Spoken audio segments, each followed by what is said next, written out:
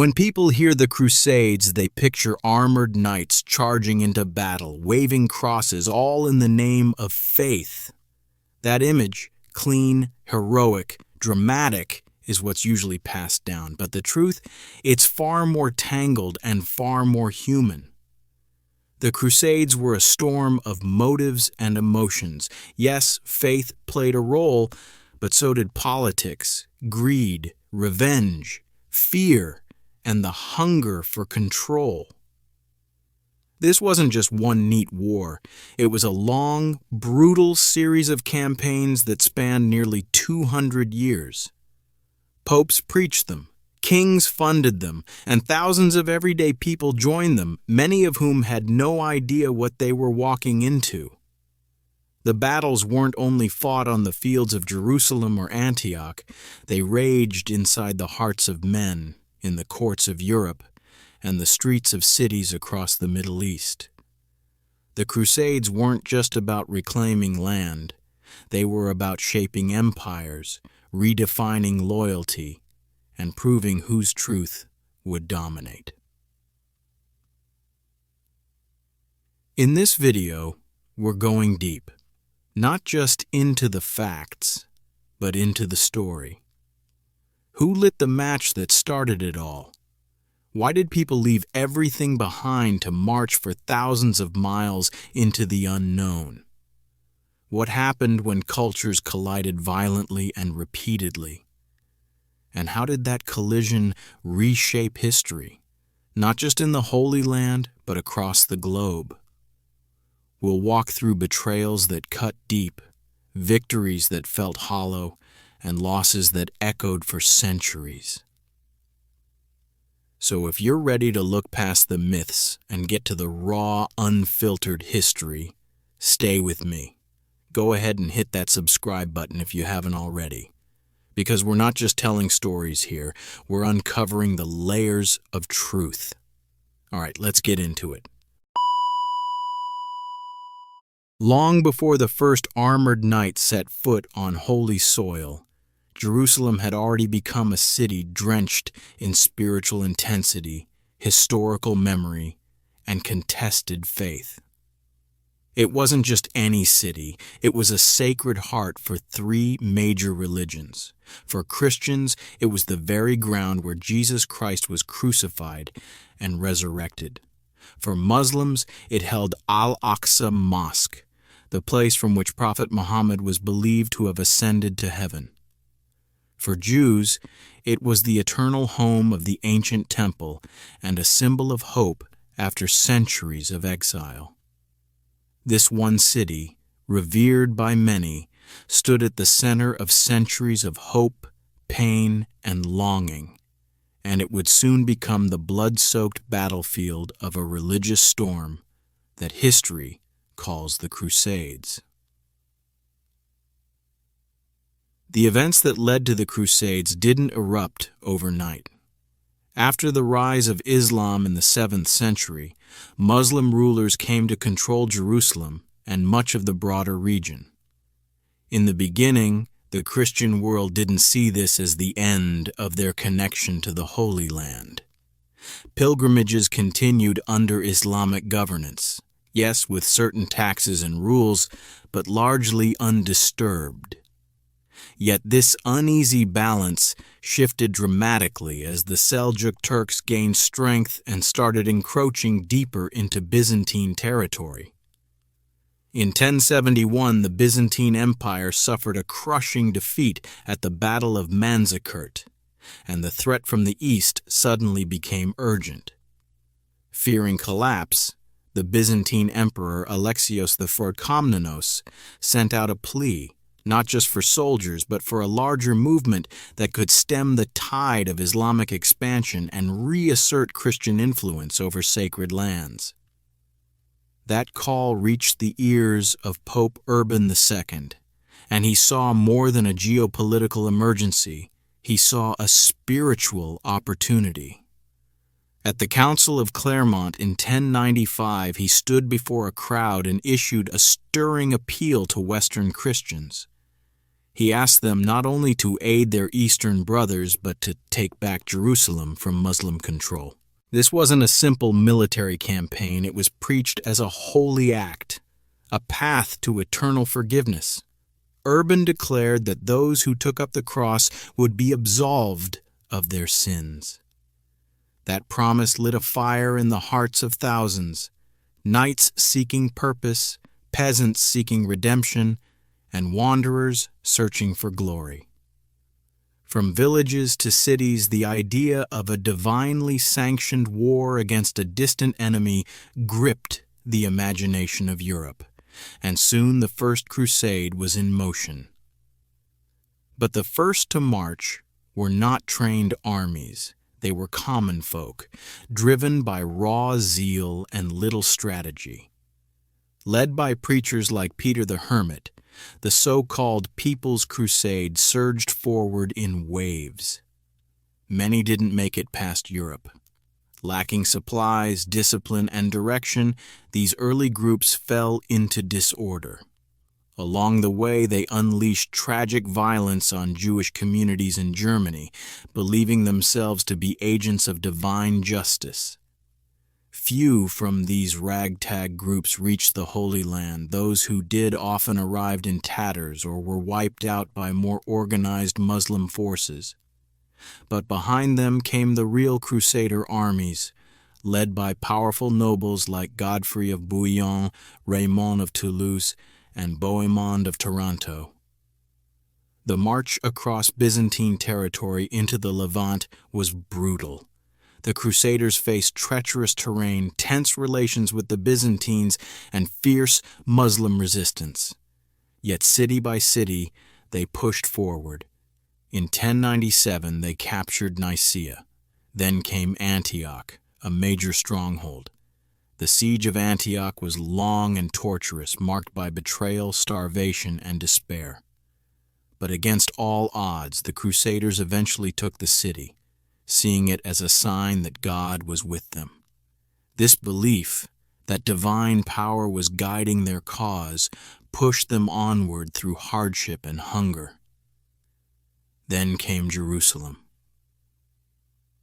By the time they reached its gates in 1099, many were barely clinging to life.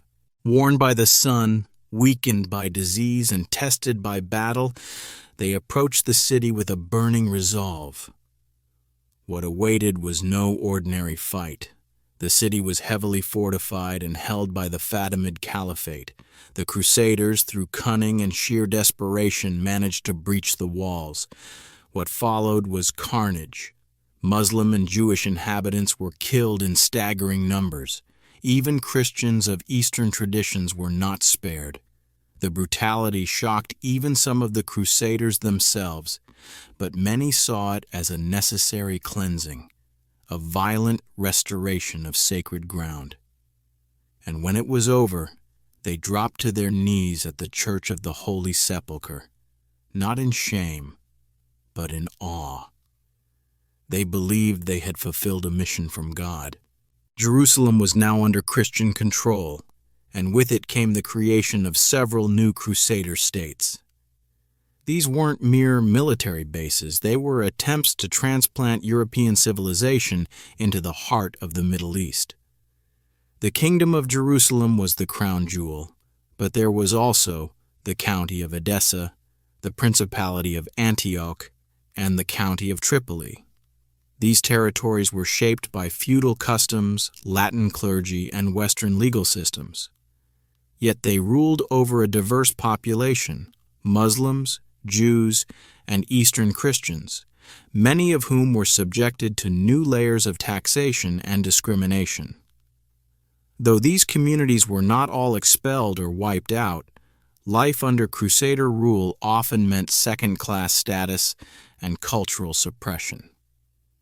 Still, for much of Europe, the capture of Jerusalem was hailed as a miracle. Pilgrims now had a path to the Holy City, guarded by new religious military orders like the Knights Templar and the Hospitallers. Monks became warriors, and warriors became holy men. Western customs began to blend with Eastern realities, creating a new and strange culture in the Crusader kingdoms. There were moments of uneasy cooperation, trade, and even intermarriage. But always in the background lurked the threat of conflict. These territories had been taken by force, and the Muslim world had not forgotten. What the Crusaders achieved in Jerusalem was not a final victory, but the beginning of a larger struggle. The Islamic world began to stir with renewed purpose. In time, powerful leaders would rise to reclaim what had been lost. But in that moment, bloody, triumphant, and deeply complex, the Crusaders believed they had changed the course of history.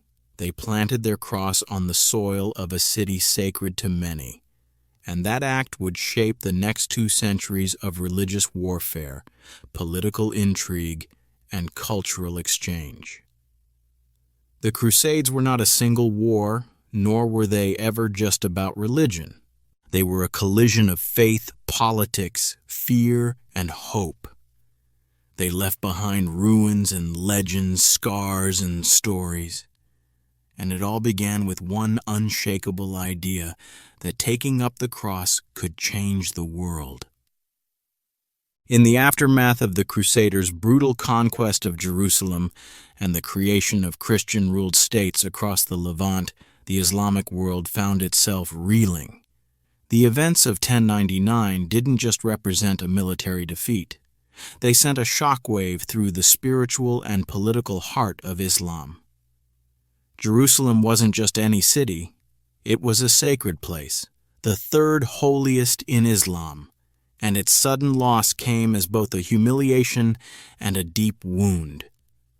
But the Muslim response was anything but immediate or united. The Islamic world at that time was fragmented. The Abbasid Caliphate, once the unifying center of Islamic power in Baghdad, had lost much of its authority. Regional dynasties, local warlords, and competing sects ruled over lands like Egypt, Syria, and Mesopotamia. This division had, in many ways, made it easier for the Crusaders to establish a foothold in the first place. Still, the wound of Jerusalem's loss would eventually stir a powerful awakening. The first major shift came with the rise of Imad ad-Din Zengi, a fierce Turkish warlord who ruled Mosul and later took control of Aleppo. At first, Zengi's ambitions were more about power than faith. He wanted territory, influence, and control, but he also understood the emotional and religious outrage that the Crusades had provoked in Muslim society. Zengi began to frame his campaigns not just as political conquest, but as a spiritual struggle. He revived the call for jihad, not just in the literal sense of war, but as a sacred obligation to defend Islamic lands from foreign invaders. This marked a key change in how Muslims viewed the Crusader threat, not just as outsiders to repel, but as violators of holy ground that demanded a collective religious response. Zengi's defining moment came in 1144, when he captured Edessa, the first Crusader state to fall. This wasn't just a military win, it was a message. The Crusaders could be beaten. The fall of Edessa sent shockwaves across Europe and shattered the illusion that the Crusader states were permanent. In response, the West launched the Second Crusade, this time with royalty at the helm. King Louis VII of France and Emperor Conrad III of Germany led the charge, making it the first crusade directly led by reigning kings. The campaign was grand in scope but deeply flawed in execution. The goal had been to retake Edessa, but by the time their armies arrived, Edessa was long gone and impossible to recover. So they changed their target to Damascus, a major city that had helped Crusaders in the past. That move was a disaster. The siege of Damascus in 1148 fell apart within a matter of days. Internal disagreements, lack of local support, and poor coordination doomed the effort. Far from retaking ground, the Second Crusade only worsened Western relations with some of their former allies in the East.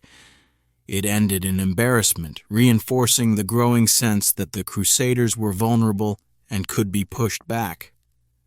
This allowed Muslim leaders to regroup and refine their resistance. After Zengi's assassination, his son Nur ad-Din took over his father's territories and legacy. But unlike Zengi, Nur ad-Din carried a deeper religious conviction.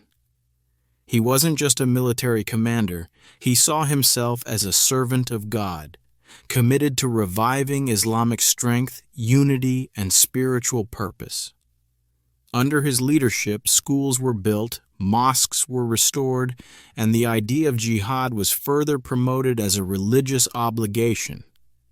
He also expanded his influence into Egypt, laying the groundwork for one of the most important chapters in Crusade history.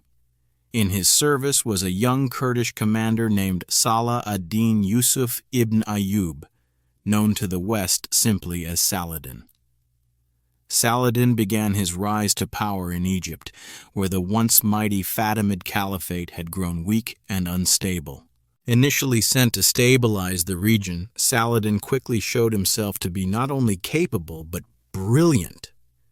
He eventually took control of Egypt, ended the Fatimid dynasty, and re-established Sunni Muslim rule.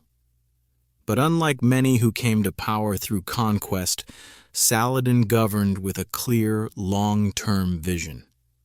He knew that Jerusalem wouldn't be taken through chaos or impulse.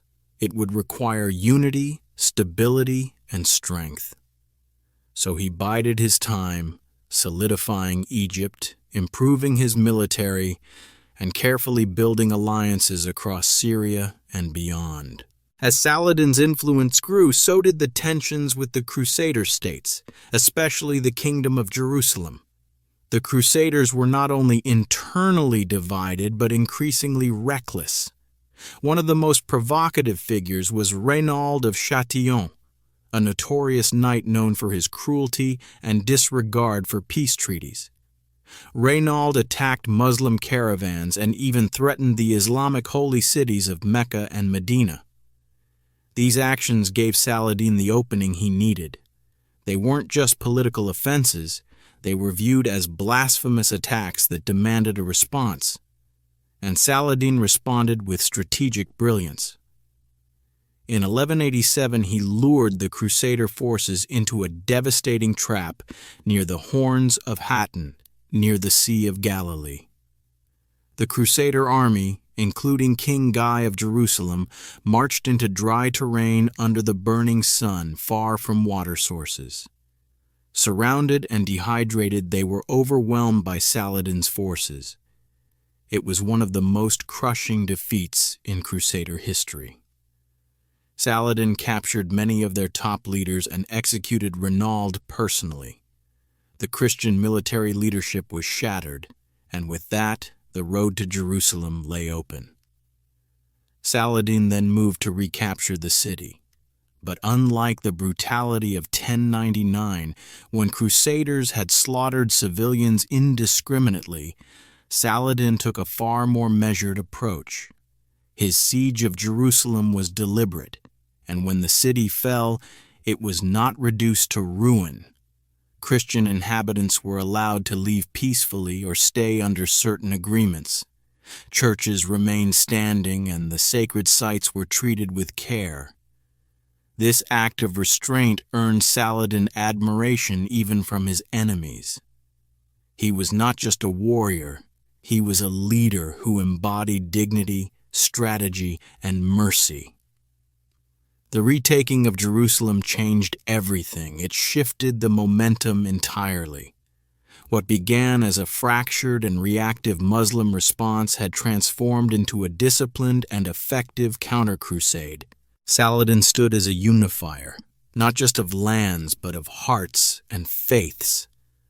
His name echoed across the Islamic world, not just as a general, but as a symbol of resilience and leadership. And in Europe, his victory sent shock and fear through kings and commoners alike. It would inspire future crusades led by men like Richard the Lionheart and spark new conflicts. But the message was clear. The Muslim world was no longer divided, no longer passive. It had found its strength.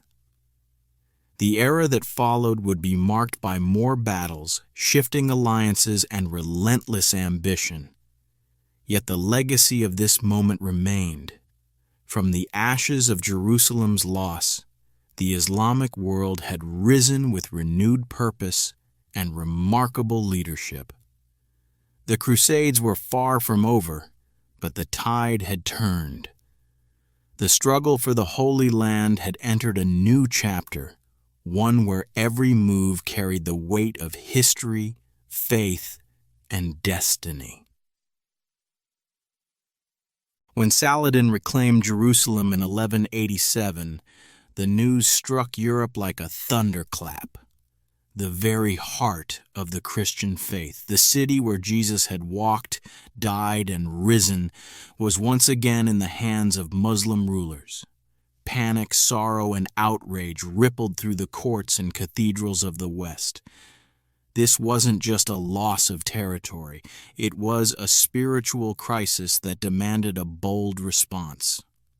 Unlike the earlier Crusades, which had been led by noblemen and lords, this new call to arms would bring together some of the most powerful monarchs of the age. The Third Crusade was born out of desperation, but it would carry the weight of kings. Richard the Lionheart of England, Philip II of France, and the elderly yet legendary Emperor Frederick Barbarossa of the Holy Roman Empire. Each of these kings had his motivations. For Richard, the crusade was both a duty to God and a chance to carve out his legacy as a warrior king. Philip, always maneuvering for political advantage, saw an opportunity to boost his influence in Christendom. And Barbarossa, with decades of experience and renown, hoped to make one final righteous campaign. Together, they represented a formidable alliance. But even before the crusade reached the Holy Land, the cracks began to show. Frederick Barbarossa never made it. As his army moved through the rugged terrain of Anatolia, he drowned while crossing a river in Cilicia. His sudden death shattered the morale of his forces, and many of his soldiers returned home. This left the burden of leadership on Richard and Philip.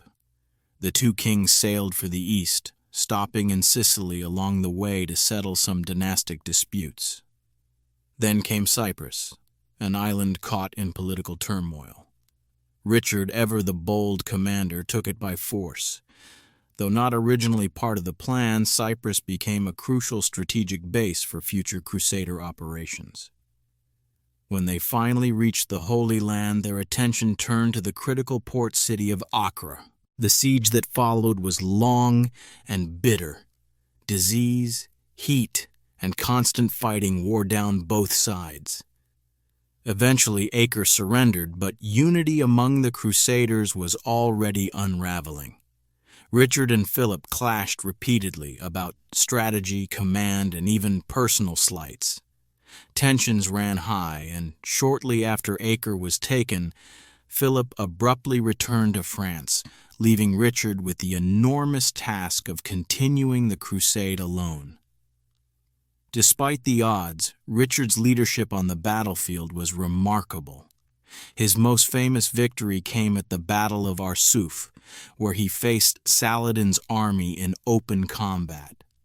With steady tactics and fearsome bravery, Richard led his forces to a clear and much-needed win. But Jerusalem still loomed. As much as he wanted to reclaim the city, Richard knew the risks. The Crusaders were far from their supply lines, surrounded by hostile territory, and vulnerable to counterattack. Saladin had fortified Jerusalem well. A direct assault could lead to disaster, so Richard chose diplomacy. His interactions with Saladin are remembered for their unusual tone of mutual respect. While they never met in person, their envoys exchanged gifts, letters, and proposals. Richard even suggested that Saladin's brother marry his sister as part of a political union, though the idea never materialized. In the end, the two leaders reached a temporary agreement in 1192, the Treaty of Jaffa. It didn't hand Jerusalem back to the Christians, but it did ensure that Christian pilgrims could safely visit the city. For many back in Europe, this compromise felt like a failure. But for those who had fought and bled in the deserts and hills of the Levant, it was a moment of much-needed peace.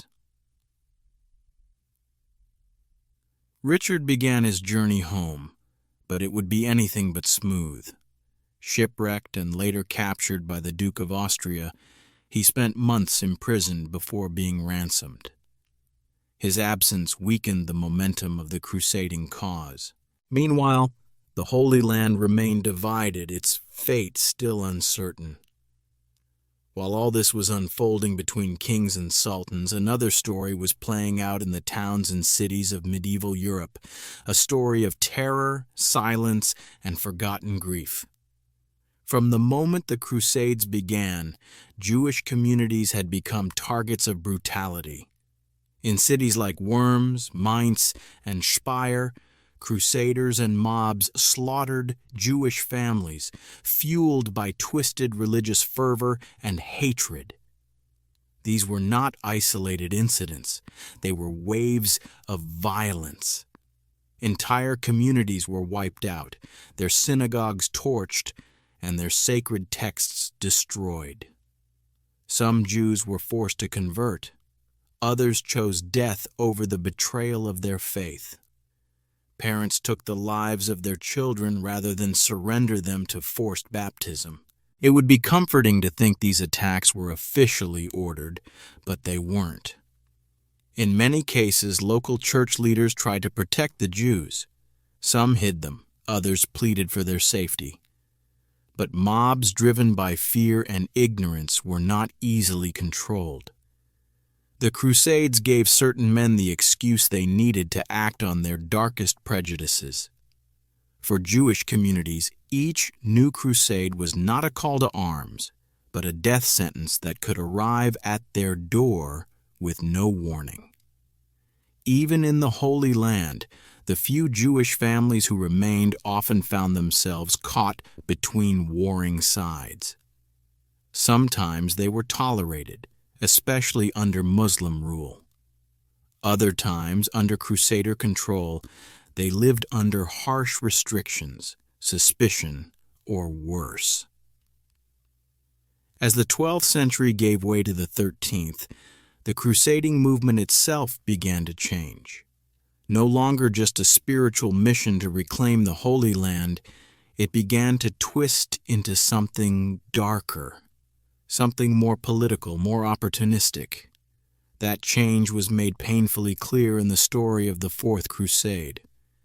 This campaign was originally aimed at Egypt, seen as the strategic key to Jerusalem. But funding the voyage required ships, hundreds of them. The Crusaders struck a deal with Venice, the maritime powerhouse of the time, but when they couldn't pay the full amount, Venice offered a solution. Help us conquer Zara, a rival Christian city. So the Crusaders attacked Zara, a city that had nothing to do with Islam, Jerusalem, or the Holy Land. It was a Christian port, and yet it was sacked by fellow Christians. The Pope excommunicated the entire Crusader force for this betrayal. But it didn't stop them. Soon, another opportunity arose. A Byzantine prince promised money and support if the Crusaders would help him reclaim his father's throne in Constantinople. Desperate and short on funds, they agreed. What happened next shocked even the most hardened observers. In 1204, the Crusaders laid siege to Constantinople, once the glorious center of Eastern Christianity. They stormed the city, looted its churches, desecrated its relics, and tore apart its homes. Priceless icons were smashed, sacred places were defiled. The magnificent Hagia Sophia, a church that had stood as a symbol of Christian unity for centuries, was plundered. The Crusaders created a Latin empire in its place, but the spiritual damage could not be undone. The divide between Eastern Orthodox and Western Catholic Christians, already strained, now became a chasm. The Fourth Crusade never reached the Holy Land. Its legacy was not one of redemption or recovery, but of betrayal and loss. It showed the world that the crusading ideal had changed. No longer was it just about reclaiming sacred ground. Now it was also about power, politics, and profit. The Holy Land still mattered, but so did influence, trade routes, and crowns. The movement that had once marched under the banner of the cross was now chasing something far more complicated. And yet, for all its corruption and tragedy, the Crusades did not simply fade away. They continued, reshaped by each new generation. Some came with real belief in their hearts, others came with ambition. But whether driven by faith or by force, every crusade left behind a trail of stories, some noble, some horrifying, all of them deeply human. As crusading fever swept through Europe, it wasn't just kings and knights who felt the pull of the cross. Something strange and heartbreaking happened around the year 1212, something that still captures the imagination to this day. It came to be known as the Children's Crusade, a moment in history that blurred the line between legend and truth. Stories began to spread of young boys, many no older than 12 or 13, who believed they were called by God to reclaim the Holy Land, not with swords and violence, but with innocence and faith. They imagined that where hardened warriors had failed, their purity could prevail. In France, a shepherd boy named Stephen of Cloyes claimed he had received visions from Christ himself, commanding him to lead a crusade of children.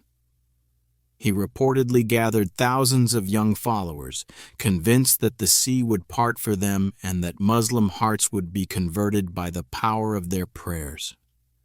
Around the same time in Germany, another boy named Nicholas began a similar movement, leading a large group southward over the Alps toward Italy. The journey was a nightmare. These were not armies with supplies. They were children and poor villagers walking across dangerous terrain, vulnerable to hunger, illness, and exhaustion. Many never made it past the mountains. When those who survived reached the ports of southern Italy, they expected ships to carry them to the Holy Land. But instead of finding safe passage, they were met by merchants who saw them not as pilgrims but as cargo. Many of the children were sold into slavery and shipped off to North Africa, never to return. The Children's Crusade didn't change the fate of Jerusalem. It became something else entirely, a tragic reminder of how powerful stories and blind hope can be twisted into tragedy. It showed how deeply the dream of the Crusades had sunk into the hearts of even the youngest, and how that dream, in the wrong hands, could lead to devastating consequences. Meanwhile, the organized crusading campaigns continued. In 1217, the Fifth Crusade was launched with Egypt as its main target. The reasoning was strategic. Egypt was the powerhouse behind Muslim strength in the region, and if it could be taken, Jerusalem might eventually follow. The Crusaders zeroed in on Damietta, a fortified city near the Nile Delta. After a long and brutal siege, they managed to capture it in 1219. Spirits were high, but their victory would be short-lived. Instead of consolidating their win, they pressed forward into the heart of Egypt, just as the Nile began to flood. Their path was swallowed by rising waters, and the advancing Muslim army cut off their retreat. Surrounded, weakened, and starving, they had no choice but to surrender. The Crusaders returned Damietta in exchange for their lives, and another dream of victory slipped through their fingers. Then came one of the most surprising moments in the history of the Crusades, one that didn't involve a single battle. The Sixth Crusade, led by Emperor Frederick II of the Holy Roman Empire, unfolded through negotiation rather than war. Frederick had promised to lead a crusade for years, but constant clashes with the Pope and delays kept him away. When he finally arrived in the Holy Land in 1228, he found an opportunity not in combat but in diplomacy. He entered into discussions with Al-Kamil, the nephew of Saladin and ruler of Egypt. What followed was a treaty like no other. Jerusalem, Bethlehem, and Nazareth were handed over to Christian control, not captured by force, but returned through political agreement. Frederick entered Jerusalem and crowned himself. But the moment was far from triumphant. The Pope had already excommunicated him, Christian leaders in the region were divided over his legitimacy, and Muslims viewed the handover with suspicion. The peace was fragile, and within a decade Muslim forces reclaimed the city. Still, Frederick's approach stood as a rare example of what negotiation could accomplish in an age dominated by war. As the years went on, fewer leaders had the heart or the strength to carry the crusading cause forward. But one exception was Louis IX of France, remembered as a deeply religious and principled ruler. He took up the cross not once, but twice. In 1248, he launched the Seventh Crusade, once again aiming for Egypt. He managed to capture Damietta, as others had before him, but when he pushed further inland, he was met with fierce resistance. His army faltered near the city of Mansoura, and Louis himself was captured. He was later ransomed and returned to France, but the campaign was a disaster. Despite the failure, Louis remained committed to the cause. In 1270, he led the Eighth Crusade, this time striking at Tunis in North Africa. It was a strange choice, and it proved fatal. Disease broke out almost immediately after the army landed. Within weeks, Louis died in the camp, far from Jerusalem, and his soldiers returned home in mourning. Though he would be canonized as a saint by the Catholic Church, Louis's efforts showed how far the crusading mission had drifted, away from Jerusalem and into political distractions that led nowhere.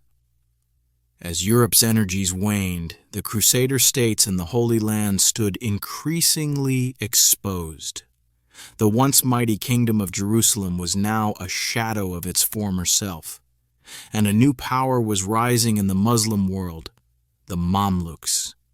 These were former slave soldiers who had taken control of Egypt and forged a disciplined, aggressive force. They were not just defenders. They were conquerors. The Mamluks began a systematic campaign to push out the Crusaders once and for all. They recaptured city after city, tearing down castles, crushing resistance, and choking off European influence along the coast.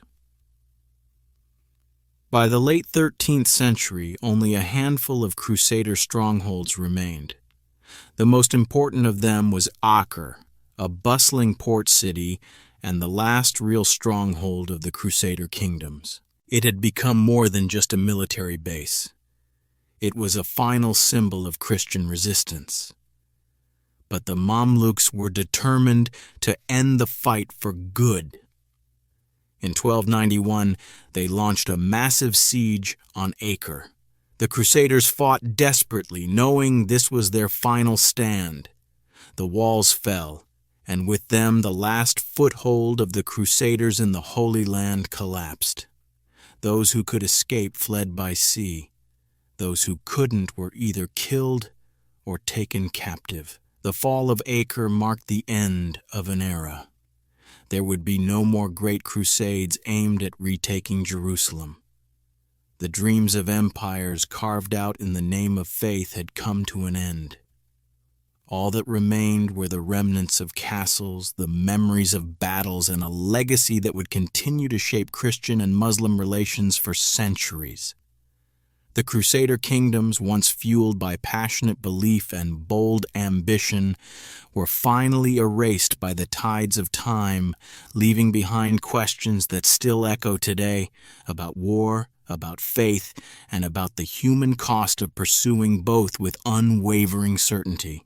To much of medieval Europe, the Crusades were preached as holy missions, righteous campaigns meant to reclaim the Sacred Heart of Christendom. But across the battlefield, Muslim chroniclers saw something very different. In the eyes of many in the Islamic world, these were not spiritual wars, but invasions, brutal, foreign, and deeply disruptive. The Crusaders who marched under the sign of the cross were not remembered for their piety, but for the destruction they brought. Writers like Ibn al-Qalanisi and Ibn al-Athir didn't just record battles and sieges. They documented the suffering of cities, the dislocation of families, and the anger of communities torn apart by war. Their words carried grief, but also resolve. They told the story of a people who endured, regrouped, and ultimately fought back. Through their writings, figures like Saladin emerged not only as leaders but as symbols of dignity and moral strength. Saladin was more than a general. He was seen as someone who could bridge the gap between political necessity and spiritual responsibility. Even his critics acknowledged the care he took in uniting the fractured Muslim world. His approach to warfare, particularly his measured and respectful treatment of Jerusalem after its recapture, stood in stark contrast to the bloodshed that had defined earlier Crusader victories. And the work didn't stop with him. The Mamluks, who rose to power after Saladin's time, carried forward that mission, not just through military campaigns, but through rebuilding institutions, restoring Islamic learning, and defending cities that had suffered deeply from years of conflict. To Muslim historians, the Crusades became a reminder of the importance of unity, a call to strengthen faith and leadership in the face of external threats. But while the Muslim world was focused on healing and resistance, the Crusades stirred up a different set of transformations back in Europe. When Pope Urban II first rallied the faithful to march east in 1095, he wasn't just answering a military request. He was laying the foundation for a new kind of spiritual power. By promising the forgiveness of sins in exchange for military service, the Church positioned itself as the ultimate authority, not only over souls, but over kingdoms. The Crusades gave the papacy a reach it had never known. Priests became recruiters. Pulpits became launch pads for war. Spiritual and political lines began to blur. In the early years, the successes of the First Crusade seemed to justify the Church's growing influence. But the more the campaigns dragged on, and the more they failed, the harder it became to maintain the illusion that these wars were divinely sanctioned. People began asking questions that had no easy answers. If these wars were truly God's will, why did they keep ending in disaster? Why did the Crusaders die by the thousands without reaching their goal? And why were some of the worst atrocities committed not against enemies of the faith, but against fellow Christians? By the time of the Fourth Crusade, when Crusaders attacked and sacked Constantinople, a Christian city, the idea of a holy war had lost much of its clarity. The Church, once seen as the guide in matters of heaven and earth, now appeared increasingly entangled in power struggles, wealth, and politics. Crusading orders like the Templars and Hospitallers, initially founded to protect pilgrims, had grown into wealthy institutions that managed land, lent money, and played roles far beyond the battlefield. The spiritual fire of the Crusades dimmed, replaced by bureaucracy, debts, and disillusionment. The message had changed, and people felt it. And amid all this upheaval, one group bore wounds that were rarely acknowledged in official accounts: the Jews. For Jewish communities across Europe, the Crusades were not distant events. They were nightmares that came to life on their doorsteps. As bands of crusaders marched eastward, many turned first to their neighborhoods, unleashing hatred on Jewish neighbors in a storm of violence and rage. Cities like Mainz, Worms, and Cologne saw their Jewish populations massacred, men, women, and children slaughtered in the streets or forced to choose between forced conversion and death. These acts weren't random. They were fueled by long-standing prejudices and theological myths that had painted Jews as enemies of Christ. While some church leaders condemned the violence, others did little to stop it. Jewish chroniclers recorded these horrors in painful, vivid language: parents choosing to kill their children rather than surrender them, entire communities setting fire to their own homes rather than fall into crusaders' hands. For those who survived, life didn't return to normal. Synagogues had been burned, families were gone, the property had been stolen. And still, they carried on.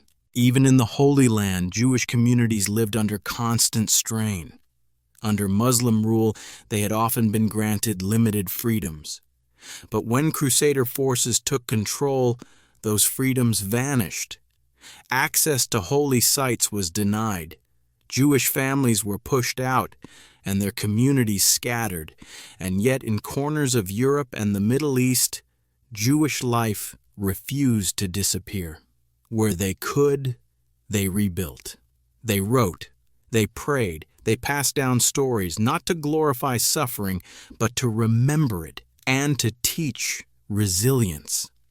The story of the Crusades, when looked at through all three Abrahamic faiths, becomes much more than a military saga. For Muslims, it was a painful invasion, but also a turning point that sparked unity and resistance. For Christians, it was a mixture of glory and failure, a time when faith was tested against the realities of politics and war. And for Jews, it was a season of darkness, marked by loss, exile, and terror, but also by survival and strength. Each community experienced the Crusades in their way. Each preserved their memories, wrote their histories, and passed on their truths. And when those stories are placed side by side, they reveal a shared landscape of belief, ambition, suffering, and endurance. The Crusades were never just about who held which city. They were about what people believed was worth dying for, and how that belief shaped everything they touched. So what do the Crusades mean in our world today? For some, they stand as a painful reminder of how belief can be twisted into a weapon, how religion, meant to guide people toward peace and purpose, can sometimes be used to justify violence and domination. Others look back at the Crusades and see a source of identity, tradition, or even pride. Some draw inspiration from the courage of the people involved, while others feel only the weight of the suffering left behind.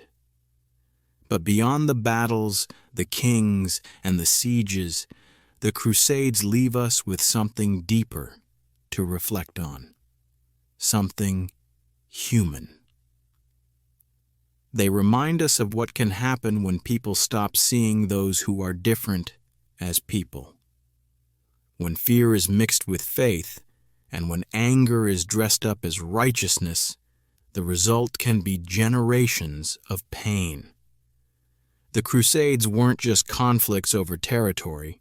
They were struggles over meaning, identity, and power. And long after the swords were sheathed, the divisions they caused continued to shape how Christians, Muslims, and Jews saw each other. That's the real lesson. History isn't just about dates or dusty stories. It's about choices. The choices people made back then and the choices we make now about how we remember them. We can use history to stay bitter, to point fingers, or to cling to old wounds. Or we can use it to ask better questions, to listen to other voices, and to recognize the shared humanity that's always been there, hidden beneath the noise of war and the weight of old grudges. This brings us to the end of our journey through the Crusades. If this video spoke to you or helped you understand history a little more clearly, go ahead and give it a thumbs up. It helps spread the message and brings more people into these important conversations. And if you haven't done it yet, be sure to hit that subscribe button and turn on all notifications so you never miss a moment of biblical truth and historical insight. Thank you so much for watching, and until next time, God bless you.